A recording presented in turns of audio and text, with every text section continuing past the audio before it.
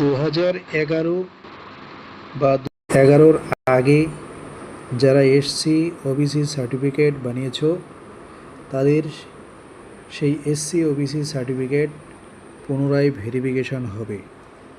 পুনরায় ভেরিফিকেশন করার জন্য যে সকল নথি একান্ত প্রয়োজন সেগুলি হচ্ছে, প্রথমত আবেদনকারীর স্কুলের certificate, admit card, voter card, Aadhaar card, ration card লাগবে।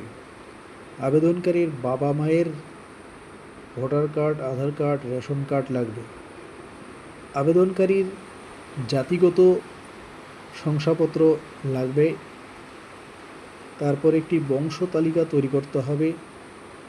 সেই বংশ তালিকায় যাদের সই নেওয়া হবে সেই সকল ব্যক্তিদের voter card, Aadhaar card, ration card এগুলো জমা দিতে হবে। তারপর একটা ইনকাম সার্টিফিকেট লাগবে, বিশেষ করে ওবিসিদের জন্য। আবেদনকারীর বাবা মায়ের সংশ্লিষ্ট বিডিও অফিস থেকে সেই আয়ের শংসাপত্রটা জোগাড় করতে হবে। তারপর একটি রেসিডেন্ট সার্টিফিকেট নিতে হবে সংশ্লিষ্ট গ্রাম পঞ্চায়েত থেকে। তারপর জাতিগত শংসাপত্র সংশ্লিষ্ট গ্রাম পঞ্চায়েত থেকে একটা নিতে হবে। আবেদনকারীকে আবেদনপত্রের সাথে 4 নং ফর্ম, তপশিলি জাতির ক্ষেত্রে 1950, ওবিসিদের ক্ষেত্রে 15/1/1993 পূর্বে আবেদনকারীর স্থায়ীভাবে বসবাসকারী একটা প্রমাণ জোগাড় করতে হবে। আবেদনপত্র জমা নেওয়া হবে প্রতি সপ্তাহে মঙ্গল এবং বুধবার।